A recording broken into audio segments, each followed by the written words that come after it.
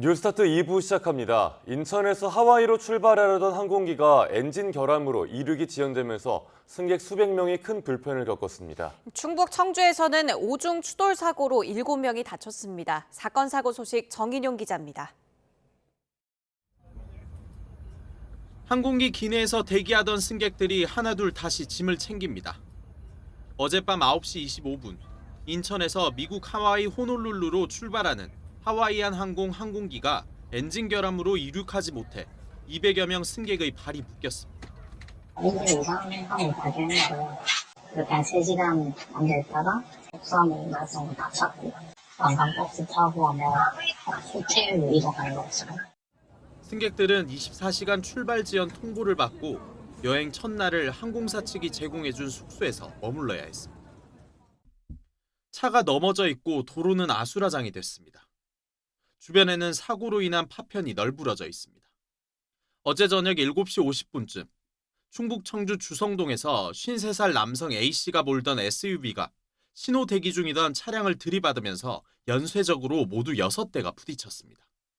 이 사고로 7명이 병원으로 옮겨졌고 이 가운데 2명은 크게 다친 거로 파악됐습니다. 5대 차량이 신호 대기 정차 중이었었는데 이제 속도를 확 내면서 이제 그쪽 좌회전 차선으로 이제 들어오려고 하다가 이걸 무리하게 들어오려고 하면서 이제 아마 충격이 되면서 이제 비슷한 시각 인천 송도동 한 아파트 지하 주차장에서는 주차된 차에서 불이 나 20여 분 만에 꺼졌습니다.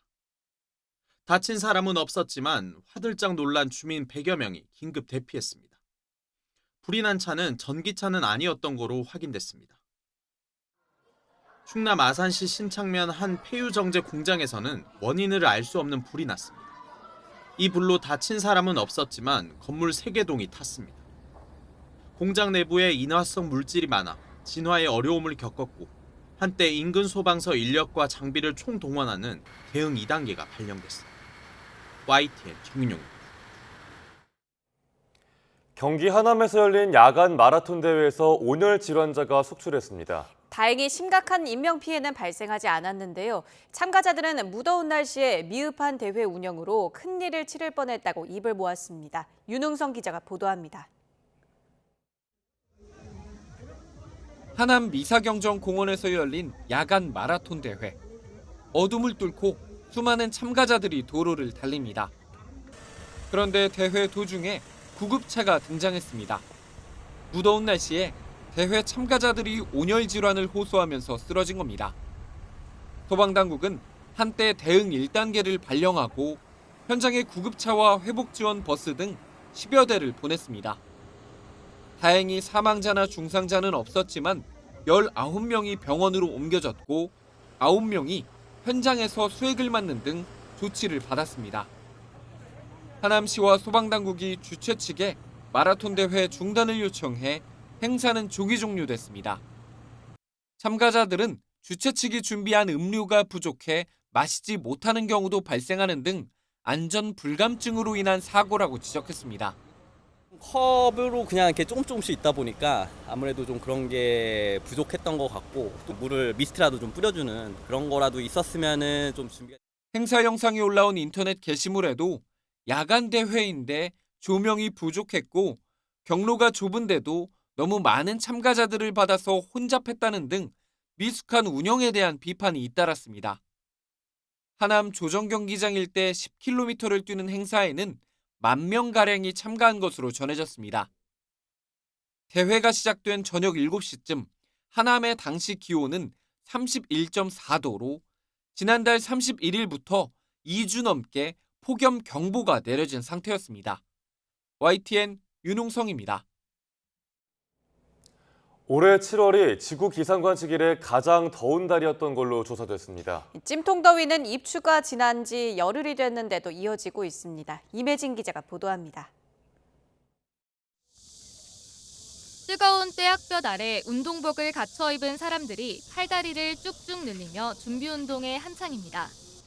경직된 몸을 푼 뒤 열을 맞춰 힘차게 다름질을 시작합니다. 체감기온이 31도가 넘는 매우 더운 날씨인데요. 이렇게 조금만 뛰어도 땀이 흥글흥글 맺히고 숨이 턱턱 막힙니다. 푹푹 찌는 날씨에 온몸이 금세 땀으로 젖습니다.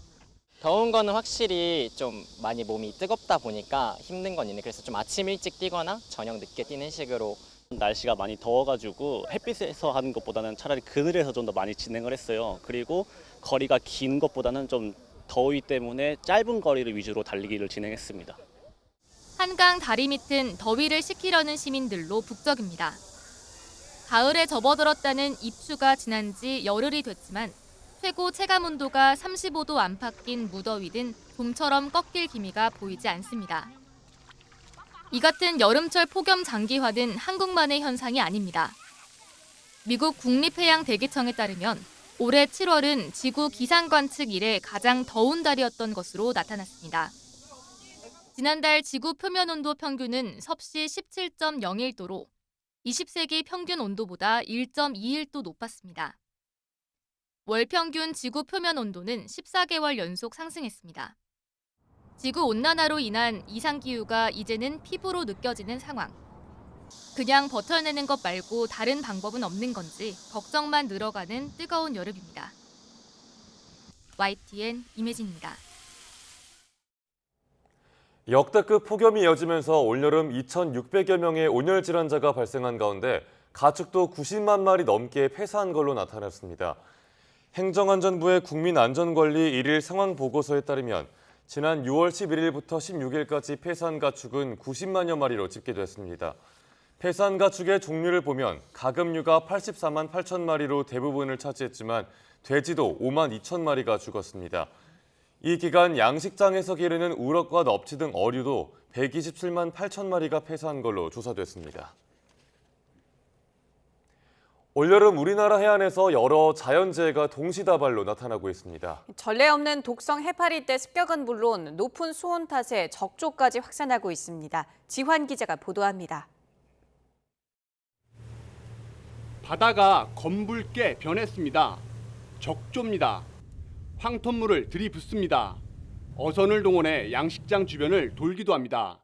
이른바 수류방제, 물보라를 내 적조띠를 흩어버리기 위해서입니다. 적조위기경보는 이달 초 관심 주의를 넘어 경계 단계로 상향 발령됐습니다. 바다 수온도 급격히 올라가고 있습니다. 서해는 물론 동해와 제주 연안 역시 수온이 30도 안팎, 평년과 비교해 2, 3도가량 높습니다. 뜨거워진 바닷물에 전례 없는 불청객도 찾아왔습니다. 푸른 바다 위 둥둥 떠다니는 하얀 물체, 강한 독성을 가진 노무라 입깃 해파리입니다. 어선 그물망에 걸리거나 해안가로 밀려듭니다. 2015년 관측 이후 역대 최다, 부산 해운대에서는 올해 들어 해파리 쏘임 사고가 이미 400건을 넘었습니다. 작년 같은 경우에는 거의 없었는데 예년에 비해서 한 4배에서 5배 정도 될 것 같습니다. 최대로 배 한 척이 500kg 이상 올리는 적도 있었습니다. 해수기온 상승으로 서해안 천수만에는 산소 부족 물덩어리가 6년 만에 관측됐습니다. 제주 해안은 염분 농도가 낮은 바닷물 때문에 비상입니다. 저염 분수라 부르는데 확산하면 해산물이 제대로 숨을 쉬지 못해 폐사합니다. 당분간은 고수온이 기조가 유지될 상황이기 때문에 고수온이 발생한 상황에서 적조까지 발생한다면 피해가 가중될 가능성이 크게 있죠. 그래서 그런 분들 상당히 우려하고 있고요. 네, 그리고 이제 뭐 양식생물의 어떤 그 피해는 이제 곧바로 이제 뭐 수산물 공급에 차질을 발생할 수 있기 때문에. 올여름 동시다발로 덮친 자연재해에 몸살을 앓는 바다, 해양 생태계 파괴는 물론 수산 먹거리 문제로 이어져 물가에도 영향을 미칠 수 있다는 우려가 제기됩니다. YTN 지환입니다. 절기상 말복을 지나 가을의 문턱인 처서가 다가오지만 여전히 날씨는 무덥습니다. 주말을 맞아 나들이 객들은 시원한 계곡을 찾아 무더위를 식혔습니다. 오태인 기자입니다. 지형 영향으로 한여름에도 에어컨 냉기 같은 바람이 계곡 전체를 감싸는 밀양 얼음골. 계곡을 따라 늘어선 나무 그늘에 자리 잡으면 신선이 부럽지 않습니다. 때마침 열린 축제에는 온 가족이 찾았습니다. 어린이들은 물총에 더위를 실어 날려보냅니다. 제일 큰 볼거리는 얼음물 오래 견디기. 계곡물에 얼음까지 넣은 차가운 물에 발을 담그면 어느새 추위마저 느껴집니다. 더운 날씨에 이렇게 참여하니까 너무 시원하고 너무 뜻깊은 시간이고 또 행사장 분위기도 너무 좋고 그래서 다음에도 또 이런 기회가 있으면 또 참여할 것입니다. 소백 산맥을 따라 해발 500m에 자리 잡은 계곡에 있으면 더위는 딴 세상 이야기입니다. 한낮 최고 기온이 산 아래보다 5도 이상 낮은 곳. 평상에 앉아 시원한 물줄기만 봐도 더위는 저만치 물러납니다. 계곡물에 몸을 맡긴 아이들 얼굴에는 저절로 미소가 번집니다. 그늘도 나무도 커서 그늘이 많이 져서 좋고 아이들도 놀기에도 물이 너무 깊지도 않고 얕지도 않고 너무 좋습니다. 절기는 삼복더위를 지나면서 가을에 한 발씩 다가서지만 밤낮으로 더위가 여전한 요즘. 시원한 계곡에서만큼은 폭염도 일상의 스트레스도 모두 잊을 수 있었습니다. YTN 오태인입니다. 국회에서 각종 청문회를 고리로 강대치가 이어지는 가운데 내일부터 진행되는 을지훈련 기간만이라도 정증을 멈추자는 제안이 여당에서 나왔습니다. 하지만 민주당이 진상규명을 강조하며 청문회 강행을 예고해 9월 정기국회를 앞두고 대치 전선이 쉽게 풀리긴 어렵다는 관측이 나옵니다. 강민경 기자가 보도합니다. 9월 정기국회 시작을 보름여 남긴 주말, 국민의힘이 야당 주도 청문회 일시 중단을 제안했습니다. 범정부 차원의 비상대비태세 점검, 을지훈련이 진행되는 기간을 그 대상으로 지목했습니다. 경찰청장 등 핵심 기관장과 주요 간부가 청문회에 출석하면 훈련 목적을 달성하기 쉽지 않다고 이유를 설명했습니다. 나아가 22대 국회 출범 이후 각종 청문회 사례를 언급하며 성과 없이 정쟁만 부른 맹독 청문회였다고 날을 세웠습니다.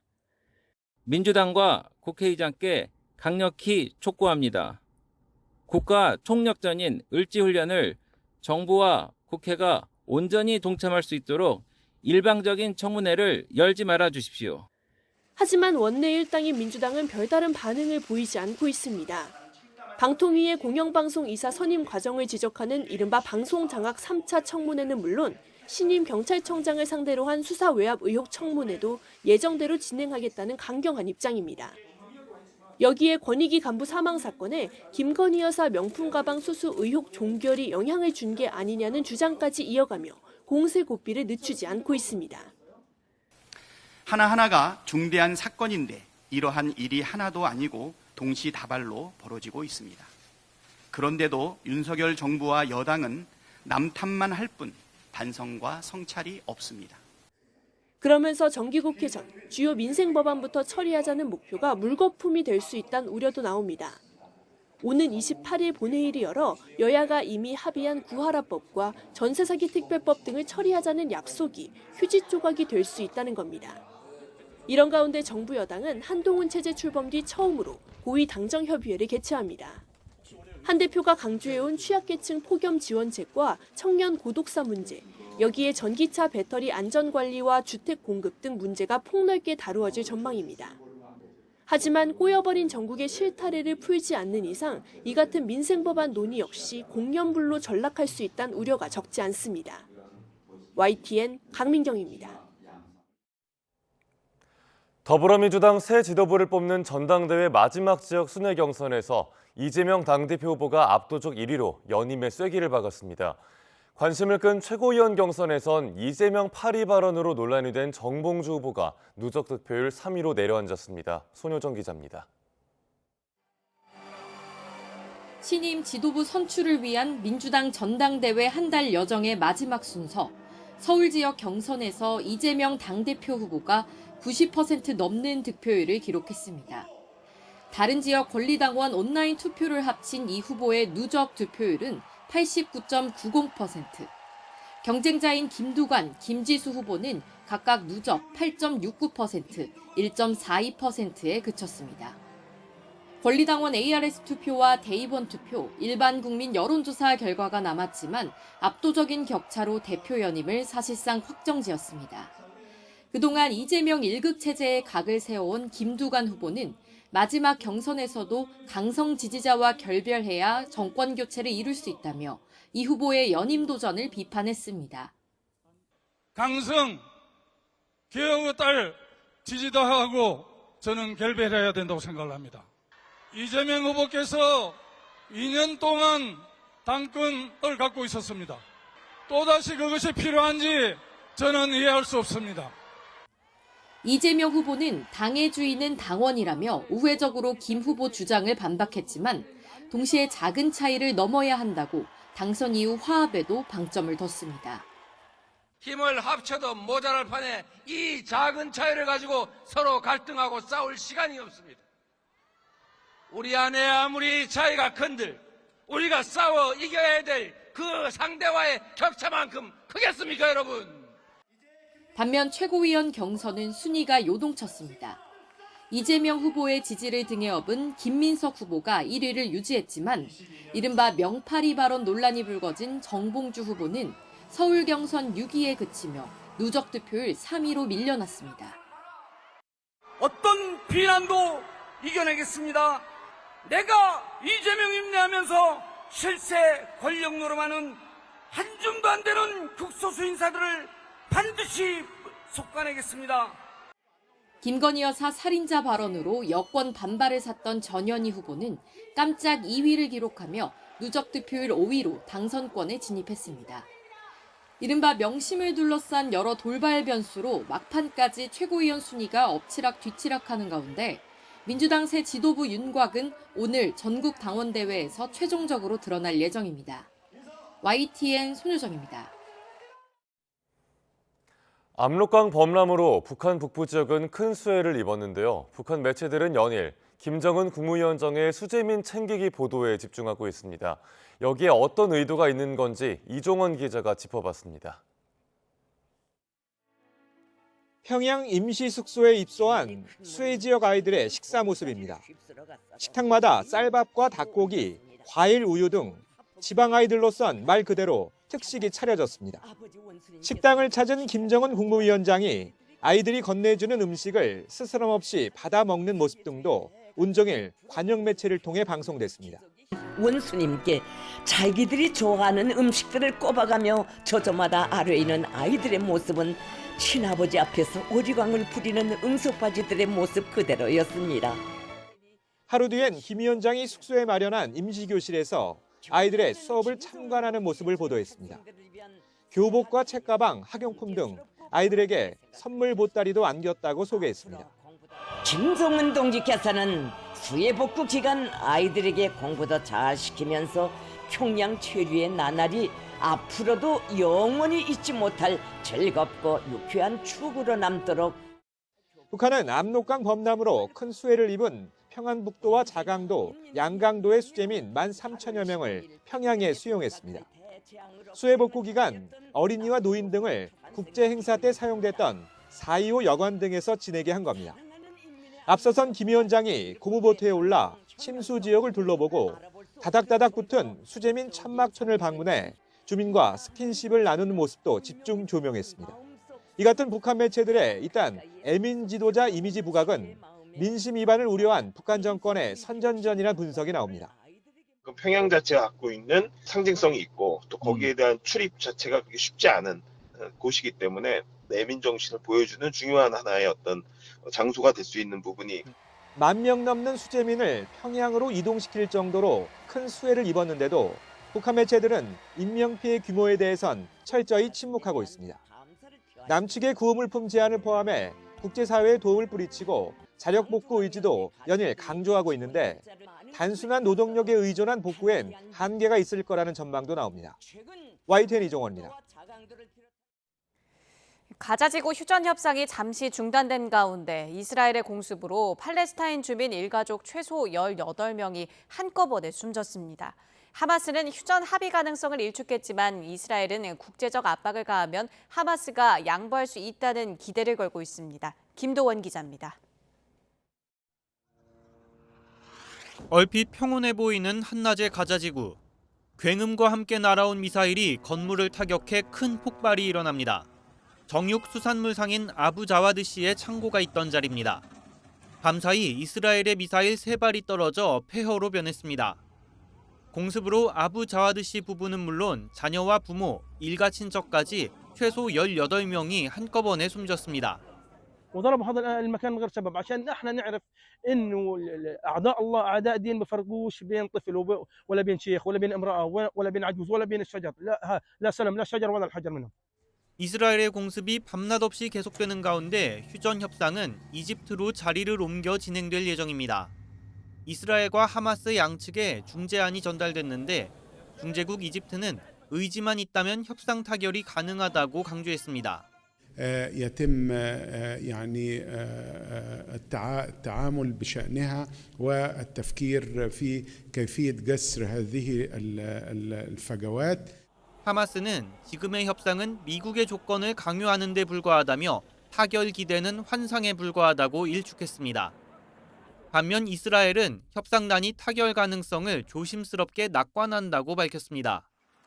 미국 등 중재국의 압력으로 하마스가 양보할 수 있다는 기대입니다. 블링컨 미 국무장관이 다시 이스라엘을 방문해 휴전 합의를 모색할 계획인 가운데 이스라엘은 가자 중부에 대피령을 내리고 추가 공습을 예고했습니다. YTN 김도원입니다. 러시아 본토 공격 11일째인 16일, 우크라이나군이 미국의 로켓을 이용해 쿠르스크 지역에서 러시아군 보급로로 쓰이는 다리를 파괴했습니다. 하지만 동부전선에서는 러시아가 공세를 강화하고 있어 우크라이나의 본토 기습 공격의 다음 전략은 무엇이 될지 관심이 쏠리고 있습니다. 박영진 기자가 보도합니다. 다리 위에서 거대한 폭발이 일어납니다. 러시아 쿠르스크 지역의 세임강 다리가 우크라이나군의 공격으로 파괴된 겁니다. 러시아가 쿠르스크 지역에서 무기와 장비를 공급하는 데 이용하는 다리여서 러시아의 병력 공급과 주민 대피에도 차질이 예상됩니다.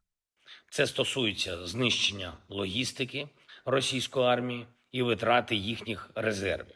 Ми маємо максимально завдавати ураження всім російським позиціям. 러시아 외무부 대변인 마리아 자하로바는 텔레그램 메시지를 통해 쿠르스크 지역이 처음으로 서방의 로켓 시스템, 아마도 미국산 하이마스의 공격을 받았다고 밝혔습니다.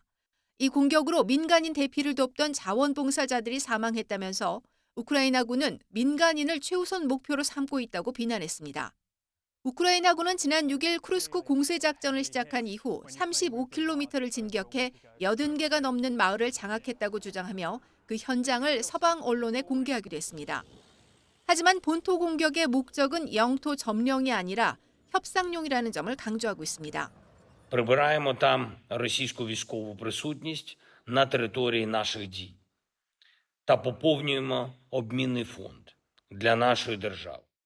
우크라이나가 러시아 본토로 진격하는 사이 동부전선에서는 러시아가 점령지를 확장하며 우크라이나의 물류 병참기지 포크로우스크를 향해 화력을 강화하고 있습니다. 또 쿠르스크 외곽에 진지를 구축해 장기전에도 대비하는 모습입니다. 이런 가운데 미국은 우크라이나에 대한 추가 지원을 조만간 발표할 예정이어서 방어 위주의 무기 지원 정책에 변화가 있을지도 관심입니다. And I suspect in coming days you'll see us announce yet more security assistance for Ukraine. They obviously needed to defend themselves and defend their territory.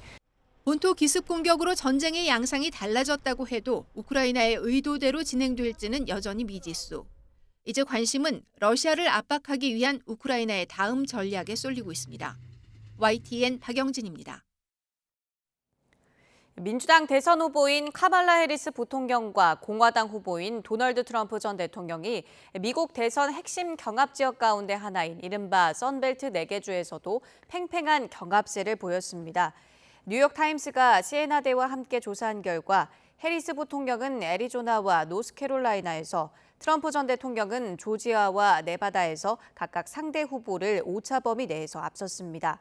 뉴욕타임스는 특히 노스캐롤라이나는 트럼프 전 대통령이 패했던 2020년 대선 때도 7개 경합주 가운데 유일하게 승리했던 곳이어서 해리스 부통령의 우세에 주목할 만하다고 평가했습니다. 또 바이든 대통령이 후보일 때는 이들 선벨트에서 트럼프 전 대통령이 우세했다며 해리스 부통령이 얼마나 빨리 대선 지형을 바꿨는지 실감할 수 있다고 덧붙였습니다. 7일 라마포사 남아프리카 공화국 대통령은 현지 시간 17일 엠폭스에 대한 세계보건기구 WHO의 국제적 공중보건 비상사태 선언을 두고 국제사회가 아프리카를 돕지 못한 과거 실수를 바로잡을 기회라고 말했습니다. 라마포사 대통령은 성명에서 이번 비상사태는 백신과 치료제가 대부분 서구 국가에서 개발 제조돼 아프리카에는 거의 지원되지 않은 2022년의 불공평한 대우를 바로잡아야 한다고 주장했습니다.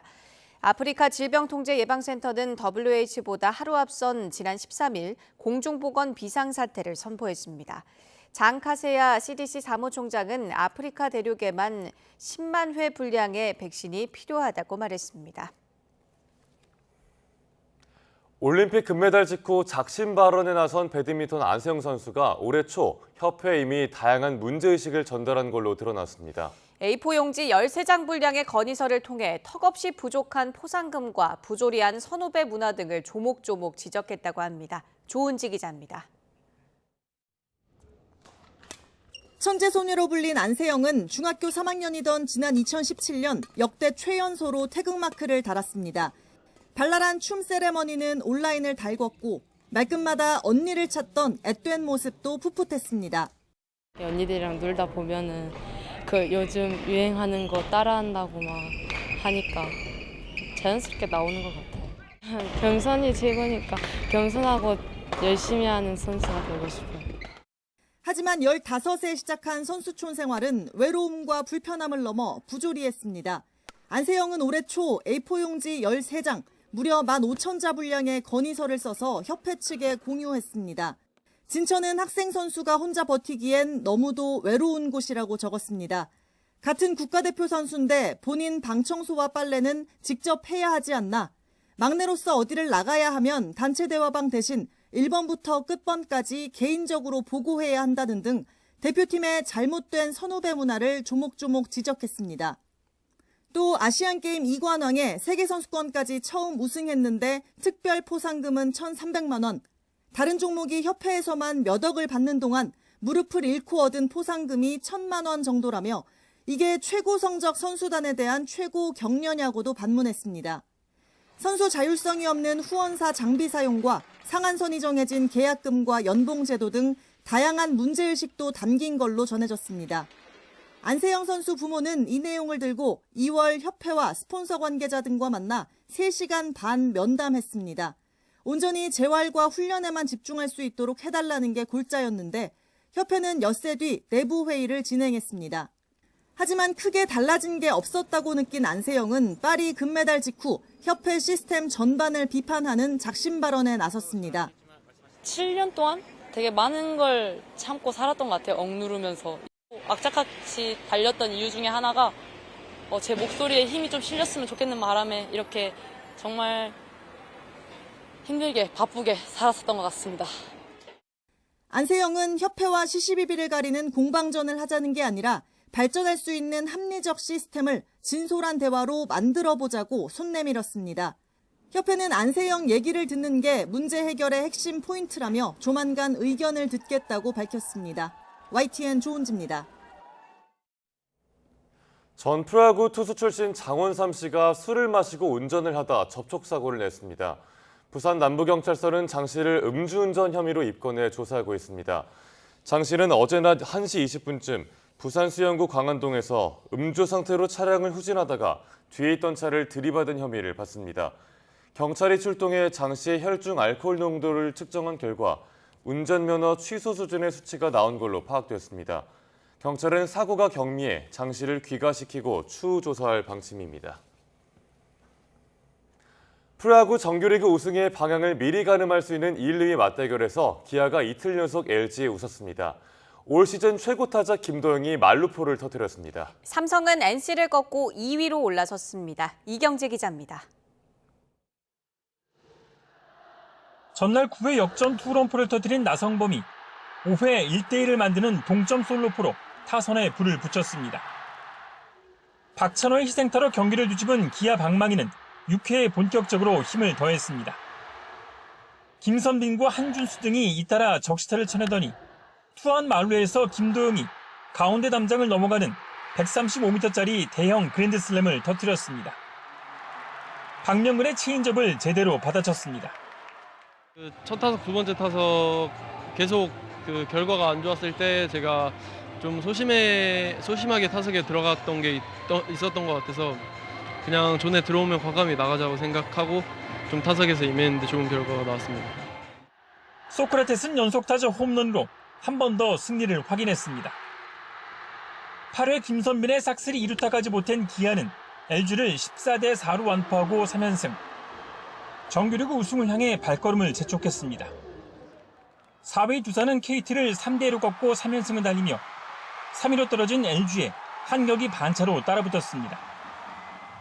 선발 곽빈은 8회 투어드까지 2실점 호투로 시즌 11승째를 따냈고 마무리 김태균은 시속 150km대의 위력적인 속구를 뿌려대며 9회 KT의 추격을 뿌리쳤습니다. 삼성은 4대3으로 끌려가던 8회 김영웅의 동점 2루타와 박병호의 역전 결승타 힘입어 NC를 5대4로 꺾고 2위로 올라섰습니다. 한화는 1회 페라자와 4회 이도윤, 9회 장진혁과 노시환 등이 차례로 홈런포를 터뜨리며 SSG를 8대5로 물리치고 가을 야구의 꿈을 이어갔습니다.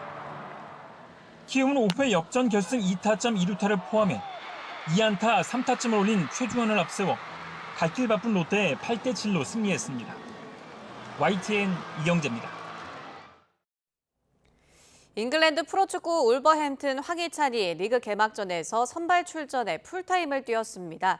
지난 시즌 준우승팀인 아스널과의 원정 경기로 시즌을 시작한 황희찬은 2선 공격수로 나서 부지런히 경기장을 누볐지만 공격 포인트를 기록하지는 못했습니다. 아스널은 전반 25분 하베르치의 헤더 선취골과 후반 29분 사카의 추가골을 더해 2대0으로 승리했습니다. 미국 캘리포니아에는 미술에 대한 열정으로 타향살이의 어려움을 극복해온 한인 예술가 모임이 있습니다. 남가주 한인미술가협회가 그 주인공인데요. 올해로 60주년 환갑을 맞아 정기 전시회를 열었습니다. 동포사회도 오랜 세월 한인의 정체성을 잊지 않고 명맥을 이어온 예술가들을 한마음으로 응원했습니다. 그 현장에 김은경 리포터가 다녀왔습니다. 형형색색 저마다 개성을 뽐내는 작품들. 수십 년 이민 생활의 애환이 담긴 동네도 화폭에 담겼습니다.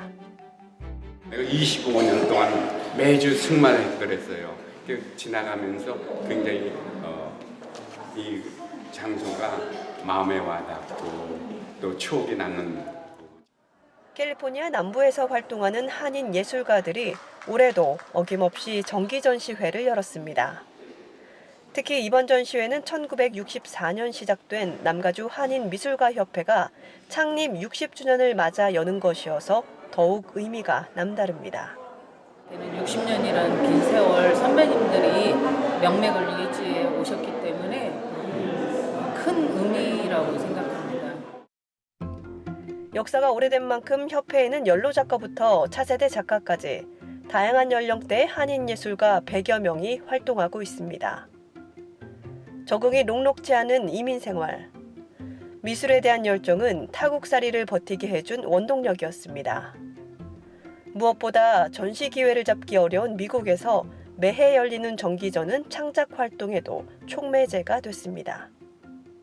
전시 기회가 없는 사람한테도요, 이렇게 1년에 한 번 이렇게 대규모로 할 수 있는 기회를 제공해서 너무 의미 있고 보람이 있는 것 같아요.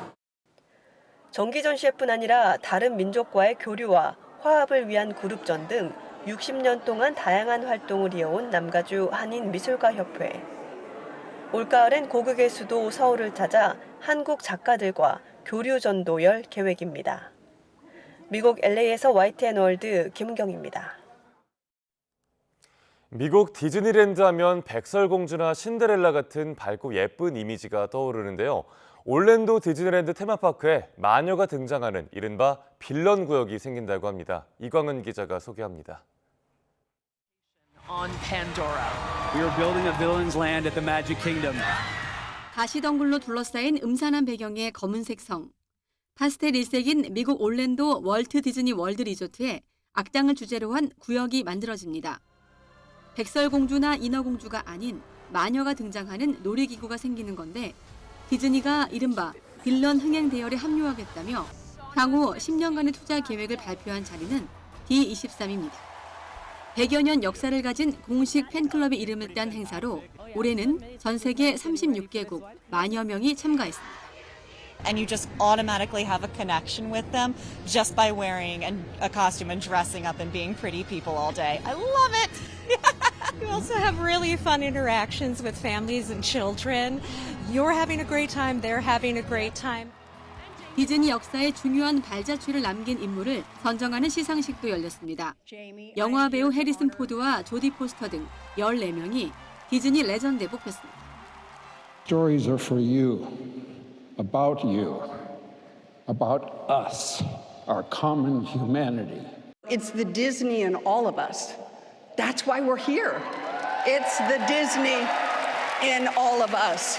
You are the legends. 함께 명예의 전당에 오른 제임스 카메룬 감독은 이 자리에서 신작 연출에 대한 계획도 발표했는데 아바타 시리즈 세 번째 작품의 제목이 불과 죄라고 깜짝 소개하기도 했습니다. YTN 이광현입니다. 이번 파리올림픽에서 우리나라가 8년 만에 태권도 금메달을 획득하면서 태권도 종주국의 위상을 되찾았죠. 메달과 관계없이 이미 세계 각지에서 태권도에 대한 관심과 인기가 상당한데 이탈리아 로마의 한 초등학교는 태권도를 정규 수업으로 채택했습니다. 태권도가 무예를 넘어서 교육 현장에서도 그 가치를 인정받게 되었습니다. 손종윤 리포터가 전해드립니다.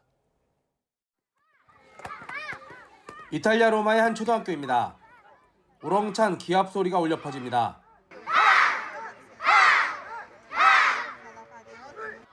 이 학교는 지난해 10월 이탈리아에서는 처음으로 태권도를 정규 수업으로 채택했습니다.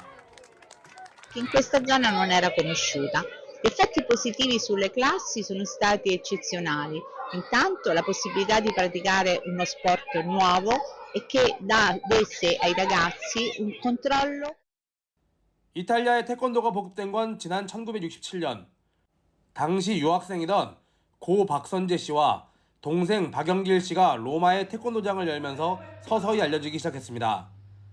이탈리아가 2008년 베이징 올림픽과 2012년 런던 올림픽 태권도 종목에서 연이어 메달을 획득하면서 태권도에 대한 관심은 높아지기 시작했습니다.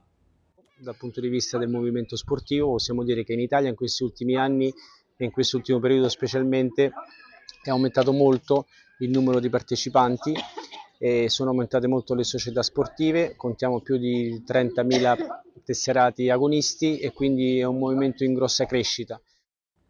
인구 18만 명의 로마 4구는 앞으로 학교뿐 아니라 보육원과 양로원 등에도 태권도 수업을 보급하겠다고 밝혔습니다.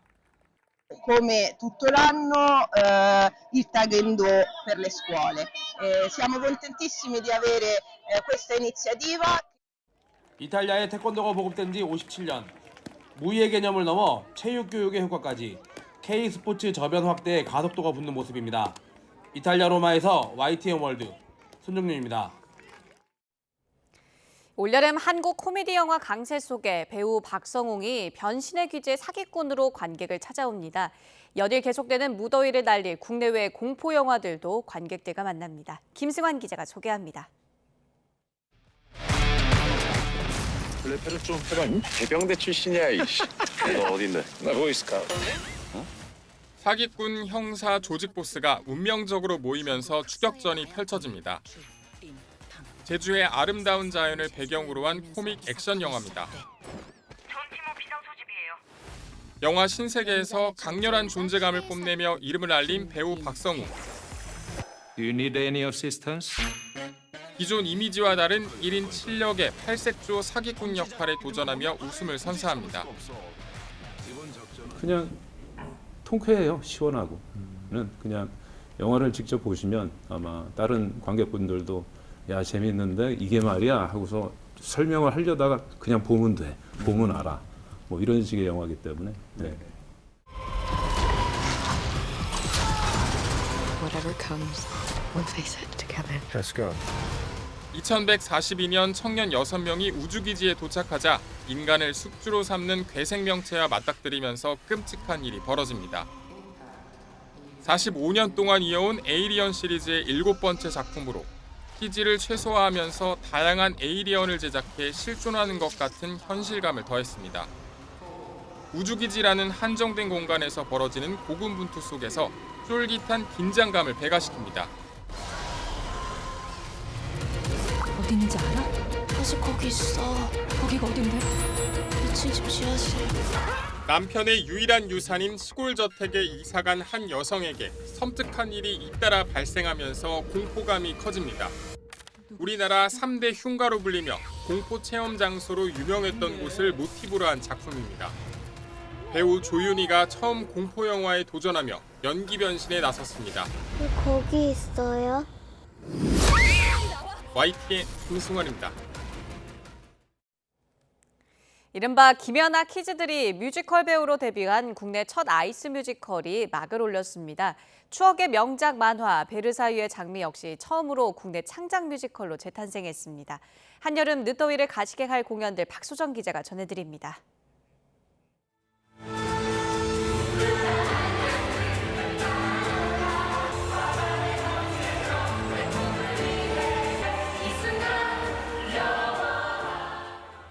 급격한 기후변화로 여름과 겨울만 남아버린 지구. 마지막 희망인 루나 아일랜드와 생명의 나무를 지키기 위한 모험이 빙판 위에 펼쳐집니다. 점프, 스파이럴, 스핀 등 온갖 스케이팅 기술에 미디어 아트와 14곡의 노래가 어우러지는 국내 최초 아이스 뮤지컬입니다. 김연아 키즈이자 피겨스케이팅 국가대표로 활약했던 안소현, 이문수가 뮤지컬 배우로서 데뷔한 무대이기도 합니다. 운동선수로 거의 평생을 살아왔기 때문에 여러 사람들의 삶이나 여러 가지를 경험해보고 싶다라는 마음에 배우라는 또 다른 꿈을 가지게 되었고요. 피겨스케이팅이란 종목이 노래랑 함께하는 종목이다 보니까 뮤지컬이나 노래 듣는 거, 공연 보는 걸 굉장히 좋아했는데 그런 장르를 제가 직접 해볼 수 있어서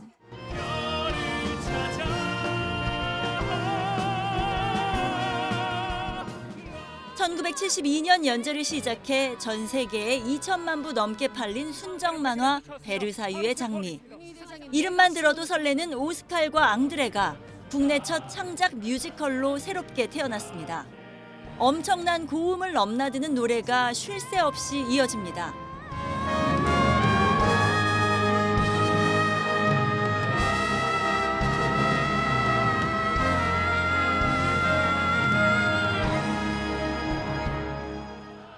원작과 달리 사랑 이야기보다 사회 부조리를 마주한 오스칼의 고뇌와 성장이 부각되며 레미제라블과 겹쳐지기도 합니다. 로맨스보다도 진정한 진실과 정의 그리고 그것을 찾아가는 인간의 그 속에서 성장해가는 인간적인 과정이 가장 크고요. 250벌 넘는 의상과 100개 넘는 머리 장식의 신발 등 화려한 무대 장치와 소품 역시 볼거리입니다. YTN 박소정입니다. 부산은 국제영화제로 유명하지만 올해 10주년을 맞은 인디게임 축제도 있습니다. 세계 각국에서 개발한 244개의 인디게임이 출품돼 게이머들의 호평을 받았는데요. 올해로 10주년을 맞아 역대 최대 규모로 열린 이 행사에 심관은 기자가 다녀왔습니다. 한국 인디게임의 대표 축제가 개막했습니다. 2015년에 시작돼 매년 부산에서 열리는 부산 인디커넥트 페스티벌입니다. 이미 세계 인디게이머들의 축제로 자리를 잡았는데 10주년을 맞아 올해는 전 세계 28개국 245개의 인디게임이 출품됐습니다. 역대 최대 규모입니다. 인디게임 페스티벌 한국에 있는지 너무 좋아해요. 많은 분한테 제 게임 줄 수 있어서 좀 좋은 기회인 것 같아요. 아기자기하고 간단한 게임부터 놀라울 정도의 고품질 게임까지 다양한 인디게임들이 관람객을 즐겁게 했습니다. 적게는 1명부터 많게는 10명 안팎의 인원으로 개발했다는 게 믿기지 않을 정도의 완성도를 자랑합니다. 10주년을 맞았다 해서 규모도 더 커지고 좀 많이 주최 측에서 신경 쓴 느낌이 나서 게이머로서 굉장히 기분이 좋고 인디게임의 발전 그리고 미래 성장 가능성을 앞으로 지속 지원할 예정입니다. 10년 내 국제영화제를 뛰어넘는 부산의 대표 행사로 만들어 가고자 합니다. 이번 행사에서는 특히 한국적 요소를 가미한 게임들이 눈길을 끌었습니다. 정부도 인디게임 육성을 올해 주요 현안으로 발표한 상황. 한국 인디게임이 세계 시장으로 뻗어나갈 수 있는 기반이 마련됐다는 평가를 받았습니다. 인디게임은 큰 자본과 화려한 그래픽을 앞세우기 힘듭니다. 대형 게임의 틀을 벗어난 독창성과 참신한 게임성이 게이머들의 마음을 사로잡는 비결이라는 점을 이번 페스티벌에서도 확인할 수 있었습니다. YTN 신관우입니다. 충북 청주시가 어르신들의 디지털 정보 격차 해소를 위해 경로당에 공공 와이파이 설치를 추진하고 있습니다. 올해 상반기에만 100곳이 넘는 경로당에 설치했고 매년 확대해 나가기로 했습니다. HCN 충북방송 성홍규 기자입니다. 올해 71살의 신술래 씨는 낮 시간이면 경로당을 찾아 스마트폰으로 인터넷 삼매경에 빠집니다. 신 씨와 마찬가지로 하나둘 경로당에 모인 노인들은 자연스레 스마트폰을 꺼내 서로의 관심사를 공유합니다. 청주시가 무료로 사용할 수 있는 공공 와이파이를 설치한 덕에 데이터 요금 걱정은 없습니다. 반찬 같은 거 할 때도 이제 내가 뭐 하고 싶은 거 이제 열어서 보고 뭐 또 물건도 이게 사고 싶은 거 열어서 보고. 청주시는 노인들에게 다양한 디지털 정보를 제공하고 격차를 해소하기 위해 올해 상반기 102곳의 경로당에 공공 와이파이 설치를 마쳤는데 여기에 청주상공회의소가 힘을 보태고 나섰습니다. 청주상의가 4개 기업이 모은 2천만 원으로 관내 경로당 50곳의 공공 와이파이 설치와 요금 지원에 나선 겁니다.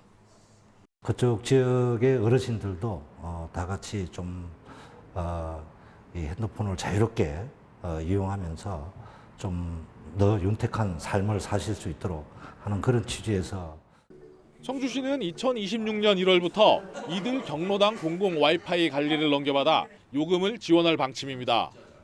교육도 강화하고 그러면 교육시설도 확충을 하고 또 경로당에도 이런 무선 와이파이 시설도 확충해 나가도록 하겠습니다. 어르신들의 활기찬 여가와 세대 간 소통의 폭을 넓힐 수 있는 경로당 공공 와이파이 구축 사업. 시는 매년 순차적으로 예산을 투입해 설치를 늘려나간다는 계획입니다. HCN 뉴스 성홍규입니다. 울산 장생포가 인기 여행지로 급부상하면서 올해 방문객이 벌써 100만 명을 넘겼습니다. 국내 유일의 고래문화 특구에 수국축제 등으로 다양한 볼거리가 관광객의 발길을 사로잡은 것으로 풀이됩니다. JCN 울산중앙방송 나경훈 기자입니다. 푸른 바다를 가로지르며 힘차게 유영하는 참돌고래떼. 고래바다 여행선에 탑승한 관광객들이 고래떼를 발견하자 환호성을 지릅니다.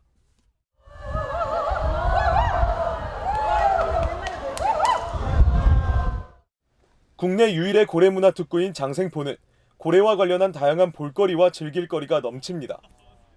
다른 도시에서보다도 문화 관광 이런 게 많이 인프라가 많이 구성되어 있고 관광 특구로서 자기 나름대로 이래 많이 소개를 많이 이래 하니까 참 좋은 것 같아요. 여기가 울산이 제 고향은 아니었지만 이제 제2의 고향이 된 것 같아요. 매년 국내외 관광객들이 장생포를 찾고 있는데 올해는 유료 방문객만 벌써 100만 명을 돌파했습니다. 지난 2022년부터 3년 연속으로 방문객 100만 명을 돌파한 건데 올해는 예년보다 한 달 정도 빨리 100만 명을 달성했습니다. 지난 6월에 열렸던 장생포 수국축제가 한몫했다는 분석입니다. 수국축제 기간 장생포를 찾은 방문객만 58만 명에 달하는 것으로 전해졌습니다. 특히 다음 달에는 고래축제도 예정돼 있어 지난해 방문객을 크게 넘어설 것으로 보입니다. 대한민국 대표 고래도시는 장생포의 정체성에 수국과 호러 페스티벌처럼 계절별로 테마를 더했더니 정말 대박이 났습니다. 작년에 130만 명의 관광객이 다녀가셨는데요. 금년도에는 더 많은 관광객이 찾아주실 거로 예상하고 있습니다. 남구청은 장생포 고래문화특구가 인기 관광지로 급부상한 만큼 365일 축제 분위기가 넘치는 곳으로 만들겠다는 계획입니다. JCN 뉴스 나경훈입니다.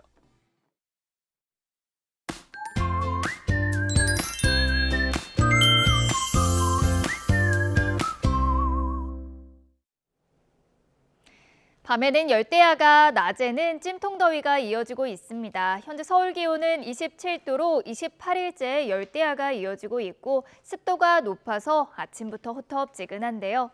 한낮에는 33도 안팎의 폭염이 기승을 부리겠고 대기 불안정으로 곳곳으로는 소나기도 지나겠습니다. 이 소나기의 양은 5에서 60mm로 지역 간 강수 편차가 꽤 심하겠고요. 곳에 따라서 천둥과 번개를 동반해서 요란하게 쏟아지겠습니다. 서쪽과 영남 해안을 중심으로는 열대야가 나타나고 있습니다. 현재 서울 기온은 27도, 대전은 26도, 부산은 26.2도로 출발하고 있습니다. 전국 대부분 지역에 폭염특보가 내려진 가운데 오늘 서울 낮 기온은 33도, 대전은 34도, 부산은 33도를 보이겠습니다. 당분간 열대야와 폭염이 계속되겠고요. 더위 속에 소나기도 자주 내리겠습니다. 지금까지 날씨 정보였습니다. 뉴스타트 2부 마칩니다. 잠시 후 3부가 이어집니다. 시청해주신 여러분 고맙습니다.